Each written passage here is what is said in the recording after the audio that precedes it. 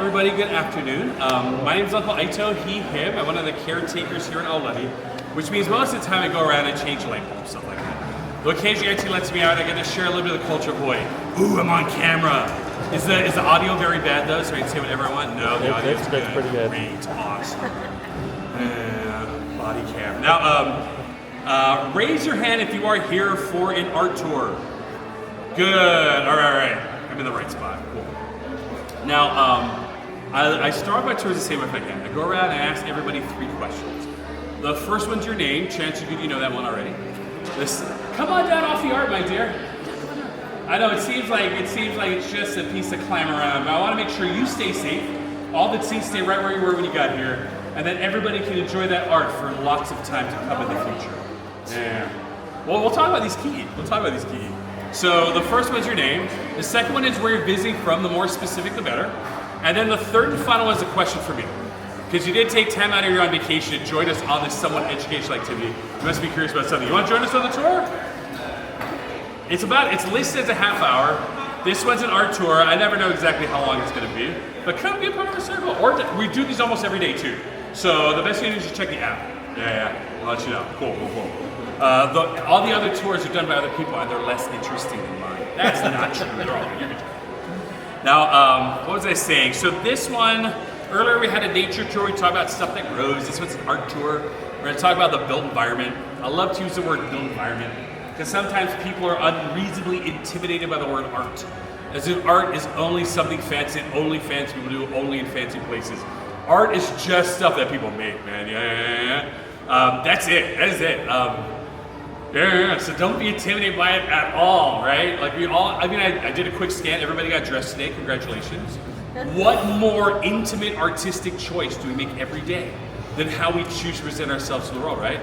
Chances are good you picked out these clothes at some point, and then you had to also pack them for this trip. Unless somebody buys all your stuff and lays it out for you, in which case somebody loves you very much, never complain. So yeah, we all have a relation with art, so let me know what it is. As I love to say, I cannot guarantee I'm going to talk about anything you thought I was going to talk about unless you ask me about it. So whether it's a specific piece of art you've seen or a kind of art or just art you like, let me have it and I'll get us where we're going. All right, folks, here for the tour. Come and join us in our circle. Come over here. I got a spot over here where nobody wants to join me. I want to be in the circle. Don't go behind. Come close. Come inside. And that way it doesn't feel like I'm in a mush pot anymore. I appreciate you see.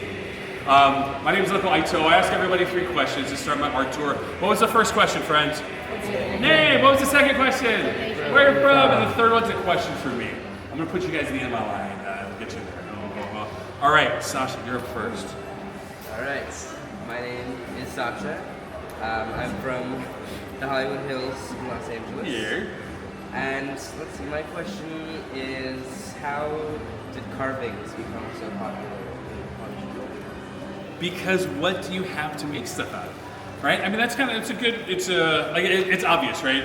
Because when you look at it, what are the resources you got? Yeah. Like, all I really want to do is injection molding. Oh, but all we have is wood, right? So, we'll talk a bit more about the carving. Because resources dictate all the choices that we make, right? I mean, I talk about what you packed in your bags, right? Because you cannot wear the clothes that you didn't pack, as much as you might want to, right? Because you're limited by the resources you got. So we'll come back to it. That's good. Carving. All right, you're up next, my friend. I'm Sandy. Also from, to be specific, my neighborhood is really nice. Right on.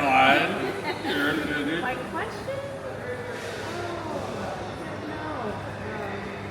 What kind of art do you like? I like all sorts of art. So I guess when I think of Polynesian art, I think of loads of gowns. I know. Yeah. Not that that's not. I have visited Gauguin. I have stood on his grave in the Marquesas. Oh, Yeah, right?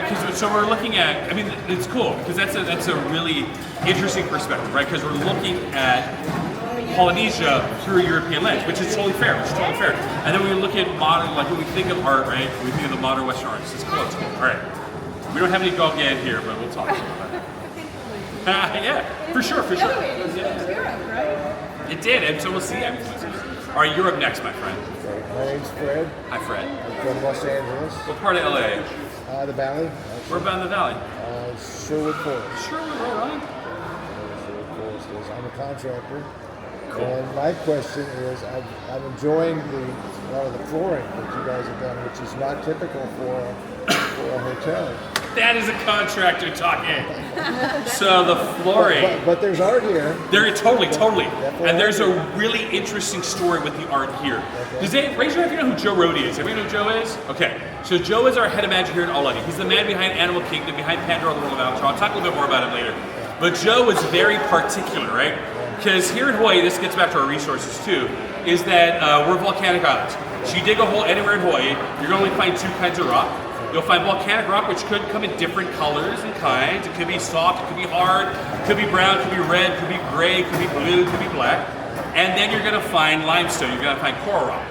Only two kinds of rock you can find. So here within Maka'ala, where we are, this floor got torn up a couple times. Because Joe was like, I want more white. Yeah, and there's our contractor again, right? It's like, oh yeah, this looks good, except I really need to have, we need the ratios to go a little bit more like this. Yeah, I hate those people. Well, it's like, I've had those before. that's the, I think from the earliest days here at Aulani, we'd say we're big H, little D. With the emphasis on the story culture of Hawaii with a little bit of Disney magic. But part of that Disney magic is the ability to have that eye for detail and then to make sure that the contractors are paid for. Right? Yeah, we're gonna get like our tolerances are really slim, but we'll do what we can to make it worth your while, right? As opposed to just make you do it, just make the contractor eat it, right? Thanks for telling me you're a contractor. That means that right. Thanks, Fred. All right, you're up next, my friend. I'm Rob. I'm from Granada Hills, California. And my question was, what did Imagineering have in the role of creating the hotel? Sure. We'll get into that one. You know, I already mentioned Joe. We'll talk a bit more about it as well. That kind of partnership is important. Big H. I figured. All right, you're up next, my friend. My name's Heather. I'm from Seattle, Washington. Like Seattle proper? Yeah. Oh, right on. Near downtown Capitol. I have family in Bellevue, so like sometimes people say Seattle like from like Snohomish, and I'm like, That's not really Seattle. Yeah. Seattle's one of those places though, right? Yeah, that's true. Where they just say Seattle. In like the Denver area, they mention the little town no matter how dinky it is. Yeah. And they're like, I know where Aurora is, you're really from Denver. Anyway, no problem. All right, so what's your question for me, Heather? My question was kind of similar to the one just asked, but also like what the Disney lens of Polynesia was here, not just the European lens. Sure. Yeah. Well, you know, that's an interesting one. And we'll talk a bit more about that partnership because I think it's that Hawaii thing, right? It's not Pan-Polynesian, and it's not even. It's trying to like whose voices are speaking here. Yeah. And I think that's kind of where it gets super interesting. Because we were in Florida recently at the Polynesian Uh-huh. Hotel, which is amazing but very different than Yeah. this, and so Because there it's telling a different story. Yeah. So there you got a Pan-Polynesian idea, but also this kind of tiki thing. Yeah. Which is a specific kind of art, you know, outgrowth of the Second World War, right? And then, like, I grew up with, I had family, you know, in the West that had tiki bars in their basement, right? That they had served in the Navy after living their whole life in the plains, right? And so the idea of like how they saw the worst of the world, right? This whole exotic thing. And so we get elements of that when we look at that post-war thing. So then how do we break that down a little bit? It's who's telling the story. Yeah. That's good. All right, you're up next, my friend. My name is Nate, also from Capitol Hill, Right on. Seattle. And I'm interested in the architecture of the hotel, particularly what kind of key themes are most representational of Hawaiian architecture, Sure. reflected in such a large scale. Right. Is it large? No, just kidding. I just, big to me. it is I mean, big. it's a big. But there's a specific other things going on too. We'll put that coming up. Hawaiian-ness of the architecture. Once somebody asked me, would you say that the architectural influence here at Aulani is more Western or Polynesian? And I was like, you're in a reinforced concrete structure. What do you think? But when you like reinforced concrete is one of those magical things. We're so used to it, and we dress it up, and it disappears, right? Like, how do you make a jungle in the middle of the California desert? Reinforced concrete, right? How do you put a castle in the middle of the Florida swamp? Reinforced concrete. So, like, it's so ubiquitous, but that it disappeared. But we'll talk about that too. All right, you're up next, my friend. My name is Susan, and this is Mission Viejo. Right on. I know Mission Viejo. We sort of now have Your question is confused. I mean, I'm overlapping with you. Yeah, I'm no really worries. interested in the wood, but now I'm wondering if the wood is native or if it's concrete. Or is it wood, right? Yeah. As I love to say, because Joe said this great thing, because he's the guy behind Pandora, and I use this all the time. He was like, sometimes people ask me when they go through Pandora, right, is this real? And I go, well, if you kick it, your toe will hurt, right? So a lot of times you'll see that there are some very magical kind of things that are incorporated that might echo or reflect. You see all those hedge words I use, right? Like traditional materials. But then, you know, like, because the other thing is that when we look at traditional materials, resources for everything, they may not be up to code, right? When you're looking at a structure that's going to be this big. Like they would have, and structures would have existed at the limit of the materials you got. But like, are they going to be up to code, up to fire code in a modern context? In which case, well, why don't we find something that's going to echo that without causing the same kind of trouble? So yeah. Sometimes people knock on things, this seems hollow. And I go, isn't that magical? Yeah, it comes from magical trees. Moving on. So you're telling me basically it's concrete. It's a combination of different materials. Like I can name some materials that I know, and there are some things that are more complicated than that. But we do have a contractor on this tour right now, so you can go around tapping stuff and figure out what it is. Throw you under the bus there, friend. All right, you're up next, my friend. Chris, also from Michigan. Right on. My question is, what was here before? Very little. Where we are, we're on the edge of a sugar cane, so there's no good source of fresh water here. So a little like Central Florida, we're really flat on these plains out here, and there's without the fresh water, nothing's really gonna grow. So there's no permanent human population, as well as with that lack of fresh water, like the plants are gonna be different, right? As my favorite fictional mathematician likes to say, life finds a way. But even like when you go outside of Paulina where things are watered, like the plants change right away, right? Become scrub real quick, right? And I think, you know, especially not in Michigan, especially not in California these days, as the things with water are changing over the course of our lives, right? You see how like there's different things that we do to mitigate or to take care of that, like different plants. So not much. I mean, honestly, we look just like the empty line next to us before. All right, you're up next, my friend. Hey there, what's your name? Abby. Evie. And what's your question for me? What are you curious about when it comes to art? Do you like to make art or do you like to look at it? What kind of art do you like to look at?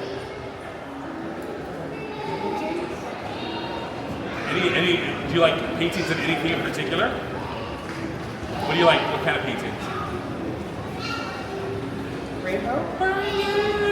Do you see any rainbows in the painting here? Yeah, there might be some in little interesting ways. And who's this over here? What's your name, my friend? Hi, Sally. And where are you visiting from? Right on. That is the name on most of my clothes at home. What's your question for me, Sally? Is there kind of art that you're interested in? Do you like to make art or do you like to look at it? What kind of art do you like to make?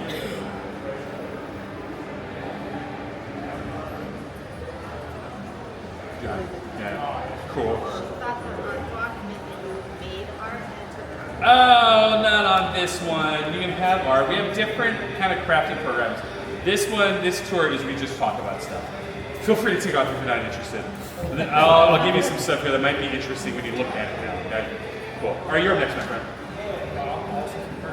Right. I hope so. You've given this tour a couple times. What's your favorite thing on the tour? The questions. Honestly, like, because the questions are always going to be different, right? I'm the same dude, and the place is the same place, but everybody sees the world differently, and we interpret things that we encounter, new things we encounter based on things we think we already know. So you guys all see things differently than I do. So I discover new stuff all the time. I mean, the way I like to put it is for our young people is that we have these backpacks, and as we learn stuff, we throw it in the backpack.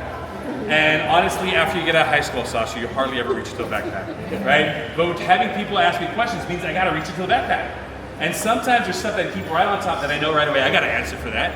And sometimes it's like, what? Though my response will look the same, generally speaking. And then I'll reach into the backpack and like riff as like you hear me talking nonsense and we'll get something good, hopefully, right? So it really is, it's the idea, like we learn so much, but we hardly ever use it, right? And when you're dealing with art especially, right? art, you got to think of everything, because art is a whole heart experience. So you look at art, you make art, it deals with everything that we are. We took all that we are, and most of the time we don't think about it, but it's totally in there, right? And when you look at a piece of art, right, like sometimes like it connects to things that we don't even realize we're connected to, right? And that's, or you know, like, you know, I am infamous for crying at the gym, right? Because I'm listening to music and something comes on, and then I'm like, crying, and right? Because like art just hits you, right? And that is one of the reasons it's there for. Art works out our hearts, right, as well as our minds, which goes together with these. All right, you're my last one, my friend. Well, I love your answer. I'm Desiree. I'm from Good Washington. I'm a coach now, but I majored in art and American studies. So I love the word, like you said, idea of sharing lenses. Yeah. There should be the lens, but I love the American studies and art. Yeah. Like, I'm curious to hear more about how the history influences the art. Right. How the art and the art influence. What do you coach? Like, I'm an emotional intelligence. yeah. So you see how it goes together, right? I mean, you know, like when people always ask me, or you know, when it comes up with performance, like what makes me a better performer? Like whatever makes you a better person, right? Like the full of you are as a person, and that goes into the things we do. Like sometimes, you know, it's not always obvious, but like if we're lucky, we can find something where it actually does. Like it manifests itself in the world around us, right? Like yeah. Cool. All right, let's talk about art. Come on this way.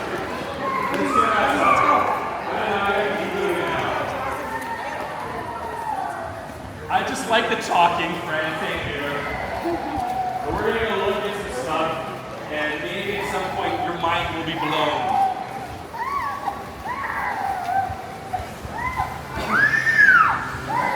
This is the part of the tour where I talk while I'm walking away from you. It seems like I'm saying something important, but I'm not.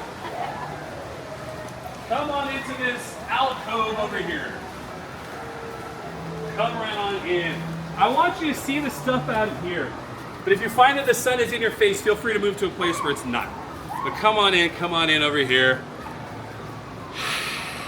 Come. At least in front of me, I try to take, you know, my place in the turnbuckle right here. No wrestling fans? Okay. Now, let's look out over Waikolohe Valley. So Waikolohe Valley is all this stuff out here. You might have heard that term before, you might not have. Wai means fresh water, Kolohe means mischievous. We're also in a valley. Maka'ala, the lava we just walked out of, is the mountain in the back of the valley. And then we have there's these two hills on either side, these two ridges. So over here we have the Waianae Tower, and over on that side we have the Eba Tower opening their arms up to the sea. There's that V shape of the valley. I'm going to say about that because it's our tour, not nature tour. But I will ask a question. Raise your hand if you're sitting over here in the Waianae Tower. Anybody in the Waianae Tower? Cool. Raise your hand if you're sitting over here in the Eba Tower. Yeah, I didn't mean to organize it geographically, but it totally worked that way. All right, right on. Now, I love frameworks. Some of you know that about me already. And the framework we use for this tour is symmetry and balance. Symmetry and balance. So the first thing I'm going to point out is there's a mural on the Makai end, the ocean side of the Waianae Tower. Can everybody see that mural over there to your right? There's a round thing at the very top of that mural. That might be the only part of the mural you can't see from where we are. What is that round thing? Sun. The sun! Super easy, right? The thing I'm trying to keep out of my eyes, yeah. All right, some of you did it already, right? Symmetry and balance. So there's another mural on the Makai side of the Eba Tower. There's another round thing at the top of that mural. What is that round thing? Moon. The moon! What you know was the moon if you didn't know that was the sun. That's why I start with the sun. Let's stick with the moon, because if you look into the moon, you'll notice there's a face in it. Now, in the English-speaking West, who is in the moon? The man moon. Don't even have a name, right? Just dude in moon. So in Polynesia, it's a woman who's in the moon. And in Hawaii, that woman's name is Hina. And Hina is a kapa maker. She makes this bark cloth to make clothing out of. And she had to find somewhere to go to make her kapa where nobody would bother her. Guess where she went? The Avatar. No, the moon. She's in the moon all night long making kapa. And she hangs out to dry in the morning. It's the clouds we see in the sky. All right, so what do you got? Sun, moon. We got a feminine figure. You know what's coming. Let's go back to the sun.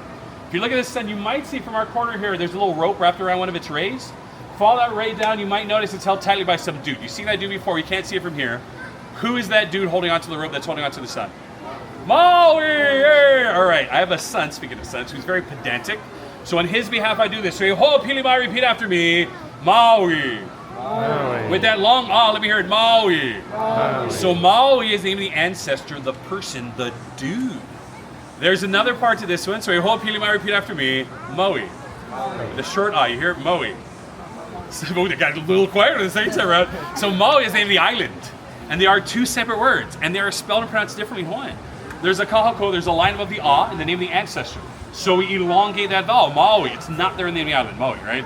Subtle difference. Are the names related? Probably. Are they spelled and pronounced differently in Hawaiian? Yes, they are.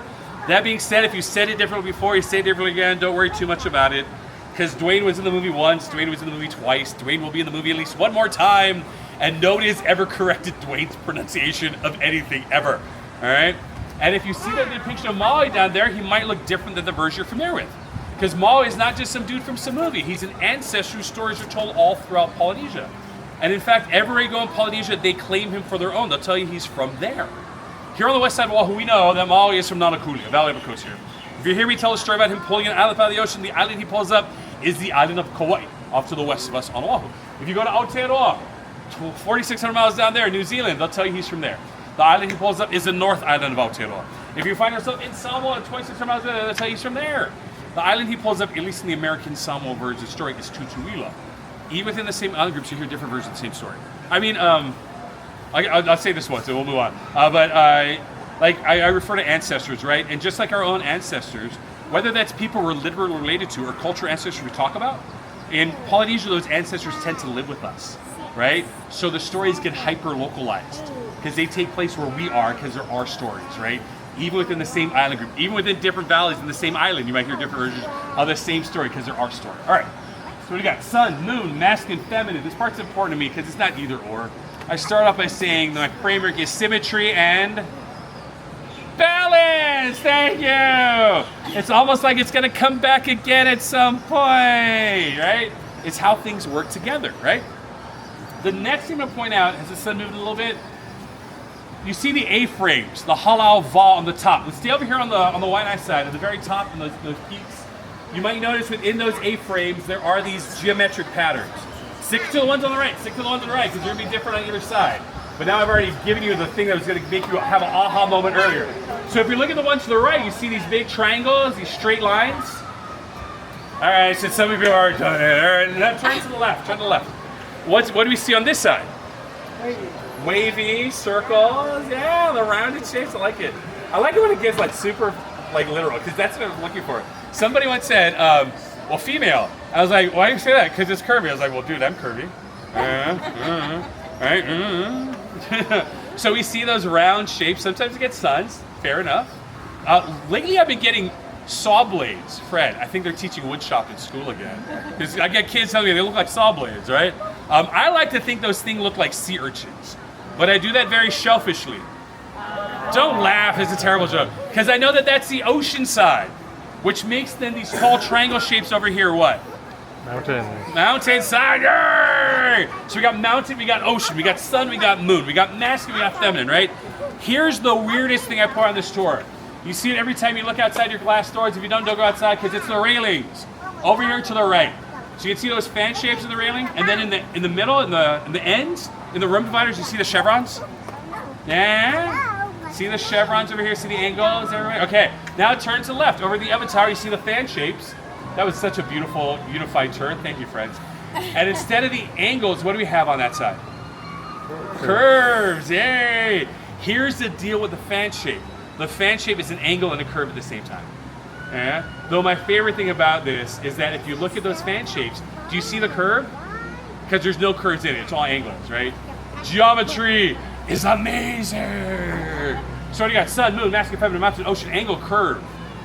I love this framework because you've already seen it and you will continue to see it. You'll see it more now. Everybody has a door to your room, is that correct? Raise your hand if you don't have a door, the tour ends. So there is a carving on your door, it's about this high. So taller people have a slight advantage here. If you're looking for hidden Mickeys, 1, 2, 3, 4 in the corner, let's give those ones away. But right in the middle, there's something carved on your door. What do you have on your door? You have a bird? Because you're on the mountain side. Which means that if you're on the ocean side, you must have Fish. Fish! This is one of my favorite things, because if bird comes first, fish always comes like that. If fish comes first, all bets are off. I get elk, moose, bears. Like, we don't have these things away. Thank you for playing. As if we don't have fish in the mountains. We totally have fish in the mountains. As if we don't have birds at sea, we totally have birds at sea, because it's not either or. It's symmetry and yay! How things work together. All right. Now, let's get into a little bit of molecular detail here. So our head of manager was Joe Rohde. Joe Rohde, if you don't know, or if you know, he's the man behind Animal Kingdom, behind Pandora, the World of Avatar. If you watch any Imagineering documentaries, you might see a guy with awesome face hair and this earring thing. Yeah, that's Joe. There's a kiosk down the beach called Makiki Joe's. Joe spent some time growing up here in Hawaii. So who's that Joe from Makiki Joe's? Well, that's Joe Rohde. What's Makiki? Makiki is a neighborhood on the South Shore where Joe lived until he was 7. I like to think he took Hawaii to the rest of the world, brought the rest of the world back here to Hawaii. You see his fingerprints all over the place here. I did a thing with Joe for our 5th anniversary, which is now, I don't know, 1.3 million years ago. And Joe goes, he says this amazing thing. He goes, one of the ways you de-indigenize a place is you take the stuff they do, you put it in a glass case, you say, isn't it lovely what they used to do here? Please enjoy the pool. If you've been anywhere that Joe's worked on, anybody been in Animal Kingdom? All right, and at the very least, you've been here, right? That's not how Joe works. So for Joe, it's not just a matter of having art, which is cool, or a matter of having local artists, which is cool, or a matter of having Kanaka Maoli, Native Hawaiian artists, which is cool. It was a matter of having Kanaka Maoli artists doing contemporary artwork. Whose voices are we listening to, right? So that's going to be the difference, right? So here, it's not a matter of preservation, it's a matter of perpetuation. Being part of that ongoing conversation, even now, to the best of our ability. Joe, what was this? So he said this thing last year about how he had to train himself and the Imagineering team to use their talents without their voices.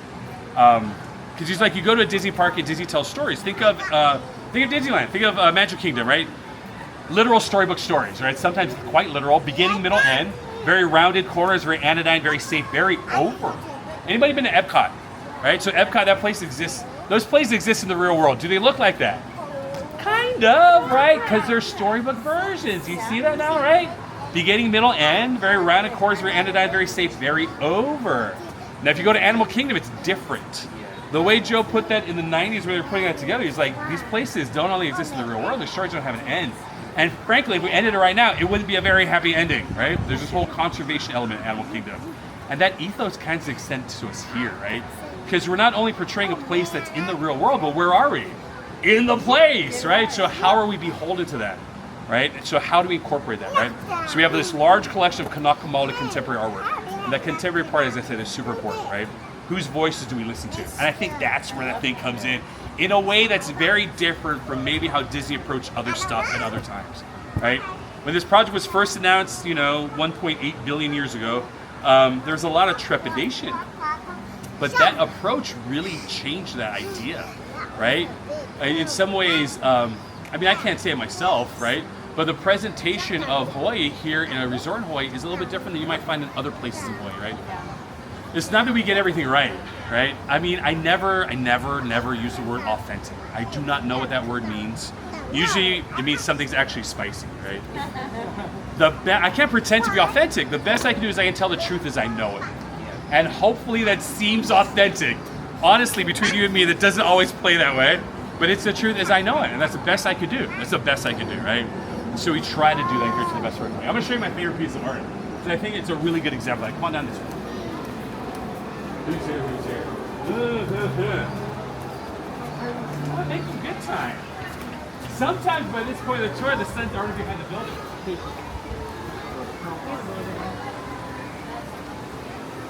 Come over here, friends. Come right against the rail. Come on over. Come on in this little area. Come on. It's totally you sit down if you want, but it's totally a bait and switch. Because you gotta come over here, Because I want you to turn around. Because my favorite piece of art is this wood carving that sits above the door. Now this is kind of interesting because it's really subtle right now. So give your eyes a little time to adjust. But this is a view, if everybody were to take a step back into the ocean, about 2.5 miles, and back into time, about 2.5 centuries, this is the view you would have. So in the very middle of this carving, there's a mountain. You see that mountain? That mountain is called Palihua. You have seen that mountain. You drove toward it to get here. It's literally on the other side of Aulani, right? And Palihua sits at the southern end of the Waianae mountain range. So off to the left in that carving, you'll see the Waianae mountain off to the left, all the way off to Lahawaii Point, off to the west. And then to the right, we see the South Shore of Oahu extending off to the east. I live over that crack in the hill there, about 29 miles at a town called Kaimuki. Now the artist who did this piece, his name is McD Philpotts. And McD is a Kanaka Maoli artist, a Native Hawaiian artist, a wood carver, and he lives on top of that mountain. Yeah, every time I say that, it sounds like he lives like in a cave. Like It's a very rural neighborhood. It's like city powered catchment water. Come on, let's take it. Come on down this path. Nobody wants to hear about septic systems, right? Good. So McD lives up there. Now, I always start off the tours by asking people where they're visiting from.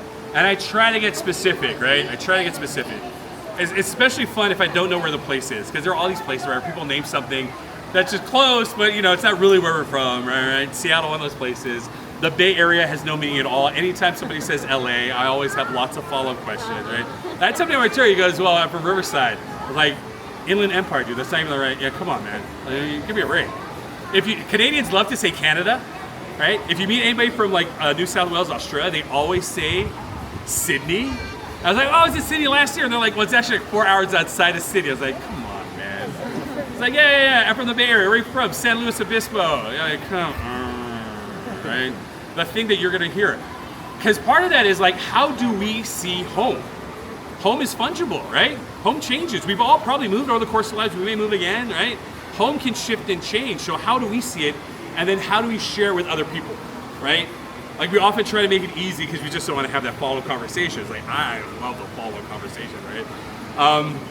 So like, how do we see home? This gets into this idea of what home means, right? I had a conversation with my son about a year ago. He's studying Hawaiian language in high school, and because his high school offers it, sorry, son. And he asked me, what is the word for home in Hawaiian? And in contemporary Hawaiian, we use the word home. Home is not a Hawaiian word, right? It's the English word home pronounced with a Polynesian tongue. And his real question was like, what was used before?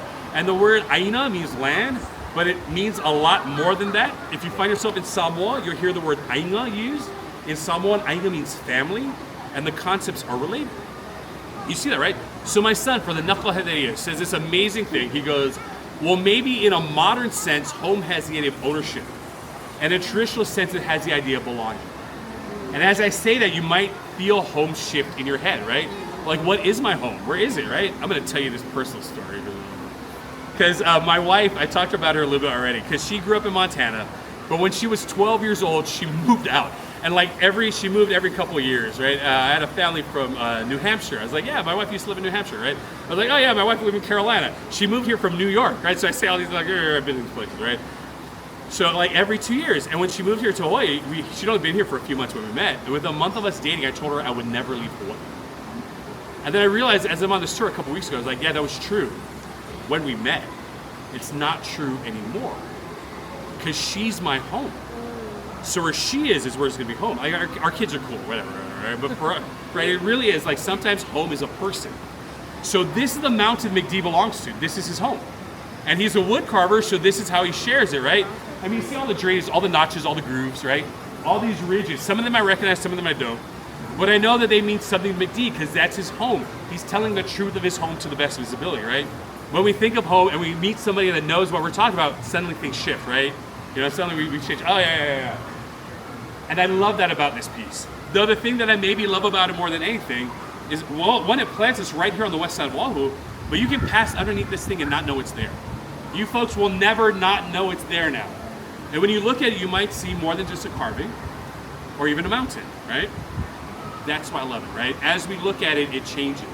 Because as we change, as our heart changes, as we access those things, like then the world around us is shifting, right? I mean, that's the beauty of art. All right, let's come inside. Like how do you do that thing where you look at the same thing and have it change in front of your eyes, right? Without anything actually moving. The first thing inside is you'll notice the archways. So we got the fish as they appear at the doors on that side. We got the birds, they appear at the doors on that side. Right? Come on over just to this corner, we'll get out of the way a little bit. The next thing I'll point out, yeah, you're good, yeah, thank you. Yeah, good to see you guys. How's it? Welcome back. What's that?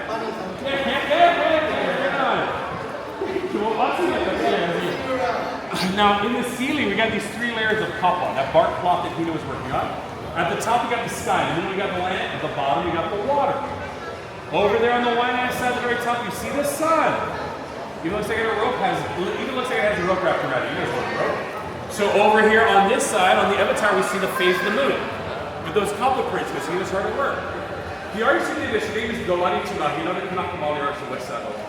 These are actually large when you see the detail. My favorite detail, the io. You see the dogs in the little section over here? Delicious. At the bottom over here we have fresh water, but I really only know it's fresh water because on the bottom on this side we have salt water. See those sea urchins again, right?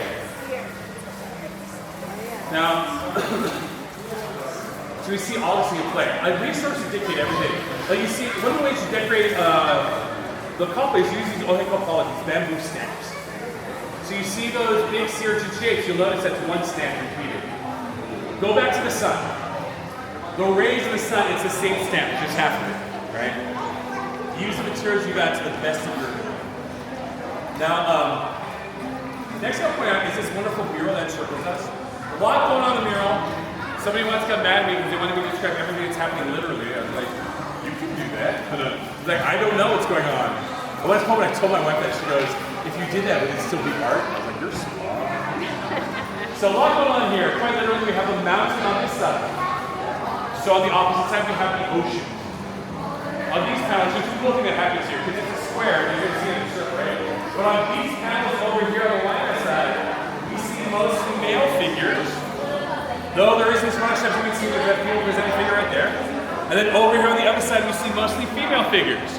Though again, there's at least one exception. You can see there's that young boy working on the pop-up. The accepted structures there are directly across each other.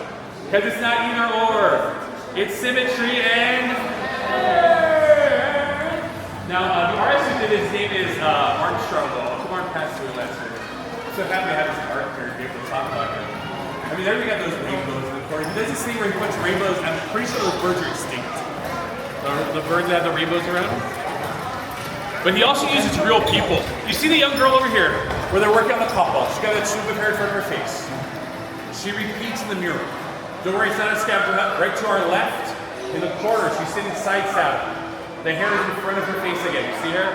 That's his granddaughter. She was his assistant when they were selling this piece going on 14 years ago now.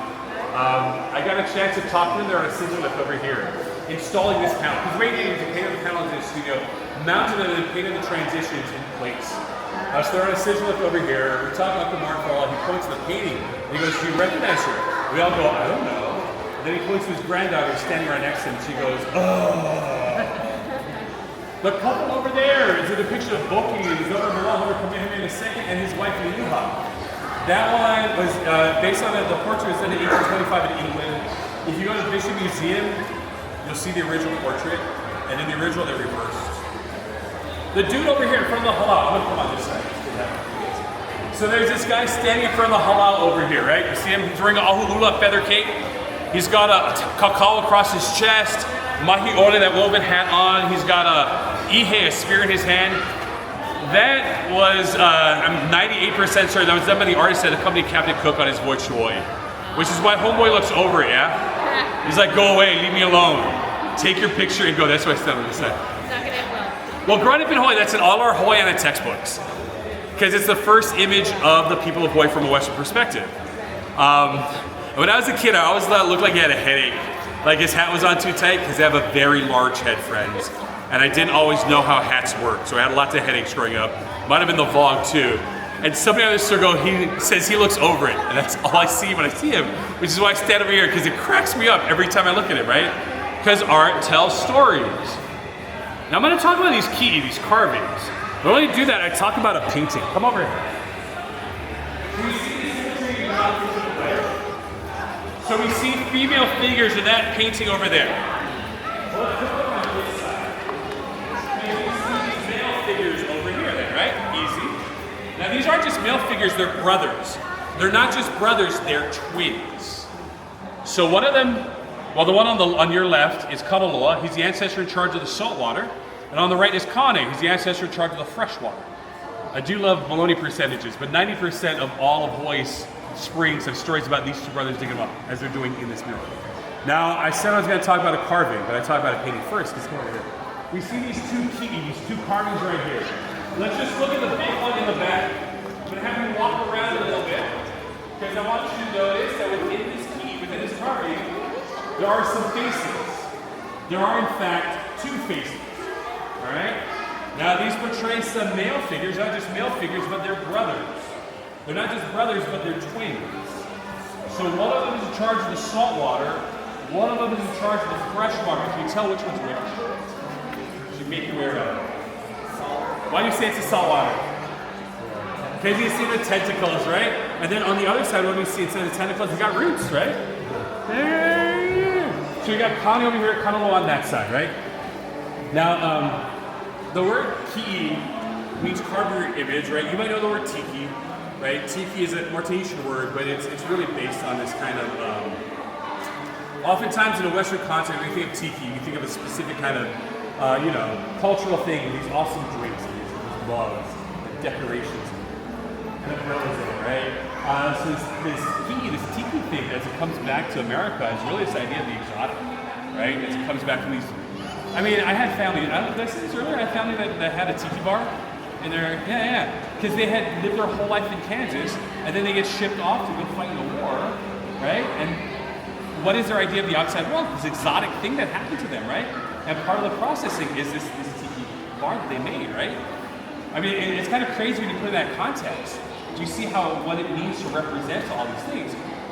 So then we have that within these things, right? So we see these images. Now this goes back to my contract right here. Because before Western contact, the most important part of the arts is functional. Like it's good to have a really pretty bowl, but the most important part of the bowl, like any fork, then it doesn't leak, right? So everything's gonna have a literal function. Now when you go to an era where you have items that don't have literal functions, then they're ceremonial, right? In which case it's just being purely decorative. I move my contractor forever, right? It's just this decorative thing. I really want it to fit like this. It's like, do you really? Do you need it to? Because this is like, nobody makes their outlets like this. I just gotta warn you, right? I'll tell you that story later. Anyway, so like, why is it taking so long? I don't want floorboards. Why is it taking so long for my floors and walls to get done? Because you don't want floorboards. Like nobody can cover up the things that don't really fit together, and now we gotta make it perfect, and yeah, that's why it's gonna be way more expensive. I don't know why it's so expensive. I mean, they offer it. Anyway, so you see that when it becomes ceremonial, it has its own kind of importance. Because now it's representing these important cultural practices. So we look at these ki, right? Like, they don't have any pure function, in which case they're representations of our ancestors, right? In which case they have their own thing, right? If you go to Aotearoa, in the Maori culture, the carvings, they literally call them iwi. They literally think of them as ancestors, right? In other places, it's more metaphorical, but that practice is still there, right? I said this thing, so I got a chance to talk to Joe last year. He came into the presentation, and I had a chance to ask him one question. And what's the question I asked him? I go, Joe, anyone that spends time around me knows I'm always trying to get people to come down off stuff, right? What can I do? And Joe goes, good luck, man. But what he said was, people might do a handstand on a bench at a beach park. They're unlikely to do a handstand on a pew in church, right? And I was like, oh, yeah. So I was like, that's something I try to connect this to, right? Because it's like, it's one thing to, I talk about, I walked on Uncle Dad's grave. That is true, I did it. Because I fell on his grave in Nukuhiva, yeah. And then I had to go to urgent care. I don't speak French. And we had to figure this out, right? That was back in the day. I was much younger then, I had more hair. But we have these ideas, like how do we conduct ourselves in these places? In Hawaii, there's a concept of a wahi or wahipana, of a sacred place. And it's interesting in a modern context. Because in the modern world, we need signs, right? We need to be told, like, this is something to respect, right? I mean, I go to a lot of national parks. I love the national parks people, right? And you have things that are marked and things that are not marked, and things, and people that are literally climbing off the path to go do this thing. I was like, well, you'll get to enjoy that by yourself. I love it when they're doing these like yoga poses on the edge of the rocks. I was like, well, yeah. There's a reason you don't go there, because you just crushed all these, rare plants to get there. But it's cool. Enjoy your oneness with nature as you experience it, because that's the way you experience it, right? But if you're not aware of the things around you, that's totally fine, right? And there's this idea of stillness, and I don't mean using all your self-control to not move. That is not necessarily a natural way of being for everybody. It's not really for me either. But I like to hike. When you're hiking, right? Like you hit a lookout, and you can feel a stillness, right? Like you see stuff, you're like, oh, this is really this is a sacred place. I think I talked about this the other day because there's this hike I love, which I don't know which one it's on because me and my wife are not sure which one it is anymore because I thought it was one and she's sure it's another one where the wind is coming up from the below and hitting the other side of the ridge line. So it's coming up from the valley. It meets right there. It's like it's one of my favorite places on earth because you feel that convergence. You feel a sacred place, right? And a lot of times we just have to find a stillness within us. Now this gets back to that idea of that sacred place, but also where we are. Why are we laid out like this? Because Maka'ala was placed first. So the lots all here are all the same, right? They're concrete shape. There's no negotiation there. But within that lot, you can orient yourself however you want. One of our towers is longer than the other. Why is that? Because Maka'ala was planted and everything grew outside of that, right? And so the lobby's put here first. We get these awesome, cool things. One, we're a new house, we're a hall, right? Tall ceiling, we got all that shape and play right there already. We enjoy the passive air conditioning. But there's this awesome thing, and I like how it's stopped as I say it, where the breeze will shift over the course of the day from coming off the mountains, coming off the water.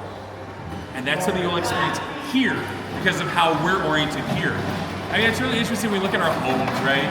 Because you look at homes built before the Second World War, and they don't have any air conditioning. There's no HVAC systems. So you orient the house based on the conditions in the world around you, right? I mean, you think of these houses with these giant verandas, right? Because in those places you might be sleeping outside, or even like the Spanish colonial houses, right? You get these adobe stuff. You get the thick brick, and it keeps it cool during the day, and it keeps it warm at night, right? But then once you get air conditioning, you just put up giant concrete blocks. Where, I don't care where the sun is because we're going to keep it warm when it's cold and we're going to keep it cold when it's warm. And then, fast forward another 50 years, so like, what are our bills now? What? And then you have this idea of being conscious to the place where you're in now again, right? So you see that like housing has changed, right? Where like you get your southern exposures, all these things that we wouldn't have thought of before, or where the breeze comes through, right? How do we maximize these kinds of things? Whereas before, I'm just putting up a concrete block, right? I mean, think of the places we live, because we see it reflected there all the time. Both in the good and the bad, right? Like, I love old houses where you have these anarchic features that don't make any sense. And you realize, it's because this is where the cook, like you had hired help. All the doors closed to the kitchen because you didn't see that. They just come out for service, right? As opposed to the modern, like, open floor plan where you want to see everybody cooking. And why is everybody just hanging out in my kitchen? There's not that much space here anyway. But this is the hangout area now, right? Like, you see these, how we change how we live, right? Based on what we like to do. So we see that reflected within us right here. Get that breeze. Now, even within the size of what we are, we're limited by the resources we got. But the tallest trees back in the days would be about 60 to 70 feet tall. So how big is the building, right? You look at it in context like that, right? Now, when we go outside of Maka'ala, right, we get those big things, those big shapes played out over more distance. Now we see a reflection of that canoe, or we see the halau, the house, but we also see people will see the canoe or a surfboard. The first time I saw those the towers from outside, I thought they looked like rocket ships. Guess what? It's all the same shape, right? You're looking at those aerodynamic, hydrodynamic properties of clay, right? And then when you abstract it, you get those echoes of all these things. In which case, you go from being one thing to being 8 things, being everything. Cool. All right. I know I'm giving you a lot of numb and super extra endings out. Any other questions? Anything I had to ask about that I didn't talk about at all? Yeah. Yeah. He's talking about tiki bars. He built a tiki bar. Ah, He had that cool tiki bar in his back. Right. And he also has a parrot chip. Yay! The echo, right? Right. Like that tiki thing really blew my mind because I knew people that served in the war that had tiki bars, and I realized that what Uncle was trying to do was, in his own way, process this crazy experience he had had. The first time he'd ever left home was to a place he couldn't pronounce, right? And then and then he goes from there right back to home, right? It's like, well, what did I do? What did I experience? And you have all these, he encountered all these cultures, right? Some of them Polynesian, some of them within, the sailors he was sailing with, right? And then the people on the other side, on the other ships, that they were fighting against. All these cultures like slamming it together, and then how does he process that? A guy that had only ever lived in this small town, right? And then when you look at like the tiki culture in that context, I was like, whoa, right? Like, whoa, because even in Hawaii, I knew somebody that had served. He was the only sailing ship captain in the Navy, or in the Army. He was he had a commandeered ship. He was an Army, but he was a sailor for the Army. It's his weirdest thing. He had all these awesome exotic things from all over the Pacific that he gathered. He lived in Hawaii for his whole life, but you go into his house and you all these amazing things, right? And then how do we contextualize that? Now he had Hawaii to contextualize it, right? And in fact, growing up with some of those stuff, like I know what those things were. We knew what those things were growing up. We know those things were now. Like my uncle in Kansas had no idea, right? They were just these things that he collected. I mean, think of the things like, even when we talk about art, right? Some people really like collectibles, which is totally fair. I grew up a comic book guy through the bone. I love collectibles. I just never have any space to put anything. But the idea of like, even when it's just this thing that we're collecting, what does it mean to us? Because it's hardly ever the thing that it is. It's all these things we bring to it, right? Art tells stories. Cool. Any other questions? Thank you. I don't know about the tiki bar. I was like, I know he has a tiki bar stuff. I have a friend that's really into it. And then sometimes I feel bad. I was like, don't feel bad. It's a cool thing, right? Just understand it within the context that it is, right? Cool. I have a question. Sure. So feel free to go if you have to run off. I know some people have been very, very patient with me. I love those lighting fixtures right Yes. there. Can you tell us anywhere else on the property where we can find interesting lighting fixtures? I mean, I like all of them in here, but like, are there... That is a good question, Heather. Because we used to have more interesting lighting fixtures all over. Oh, really? Yeah, and there's this thing that happens as you have customized thing over time, as Fred can attest to, because sometimes the replacement parts are harder to come by than they might have been. So why don't we just pick these other wires that are going to do it too, right? And if you don't know, you have no idea what you're missing, right? Because there used to be a lot more of these, but these are difficult. These are called umeke, and they're bowls. They're literal bowls. Have you seen the mural? Right, you see the bowls in front of the halau. These ones are closed, they're secure. The ones here are open, they're ua noa, because it's a time for sharing, right? That's the only thing you have to hold stuff in. There's no real furniture, you don't have any dressers or lockers or backpacks or anything, so these would be it. And in this case, they carry the light. We also have the ipu, the boards up above the student, similar function. Now, one of the weird things is that sometimes these lights do leak. They don't let me use the scissor lift anymore. I had a horrible accident with my hair. So sometimes I just can't fix those ones. Sometimes you might find the lights leak. Yeah, there's all kinds of that fine attention to detail. I mean, over there, those are reflective of kukuina torches. And some of them you'll see light up, right? There's at least one in Waikua Valley, but there's more outside here that do light up. You'll see that. Those kukuina, you might got kukuina lei, candle nuts. In English, there's a rich oil. And so here you would string them up on the mid-river palm front and light on fire. You've all seen the movie Moana, right? You see it? Because at one point she goes into a cave and she lights up some torches and they look like that. Now before Aulani and our head imager Joe Rohde, they totally would have been Indiana Jones torches. I asked Joe about that because Joe has a special thank you in Moana. And I was like, oh, what's that? And he goes, I don't know, I had coffee with somebody. That is the worst Joe Rohde impression. But those kukuina torches show up, right? The production manager for Moana was on vacation here about 2 years ago. And I told her that story, and she goes, that's not true. Joe is in the office all the time, right? I mean, you think of the things that we learn, right? Those backpacks. When you've done a project, you learn all this specialized information, why would you not share it with people that are going through the same experience you did, right? Let's say it's like you're dealing with this cross-cultural thing, I got a little expertise on that. I mean, inside scoop about Moana, when they did that, we did some promotional stuff here going on 8.5 years ago now. And I got to do some things for that. And they took a script out of my hand and replaced with a new script because the characters' names were changing. This is 4 weeks before the opening of the movie. So there were characters whose names changed in that movie. And I wish I had held on to it and remembered what it was. I have an idea as to which character it was, but I can't say anything about it. So purely conjecture. But there were things that were changing because they wanted to make sure that they approached the culture in an appropriate fashion. Right? As we learn better, we do better. Right? That's the best we can hope for. Cool. Well, thanks so much for letting me join you, friends. I do got a round of applause. Yeah, give yourselves a round of applause. You've been so patient and gentle with me. I'll be telling stories down the fire pit, 5:45, 6:30, 7:15, 8 o'clock. As some of you know already, I love to have follow-up questions because you do see the world differently than I do. You'll see stuff here that I haven't seen, honestly. So if there's anything that you're curious about, come and drop by the fire pit, grab me, ask me questions. I love follow-up questions. Because sometimes people are afraid to be wrong about stuff. I'm wrong all the time. And wrong means you get to learn something new, right? Cool. I'll see you folks later. Bye. Thank you.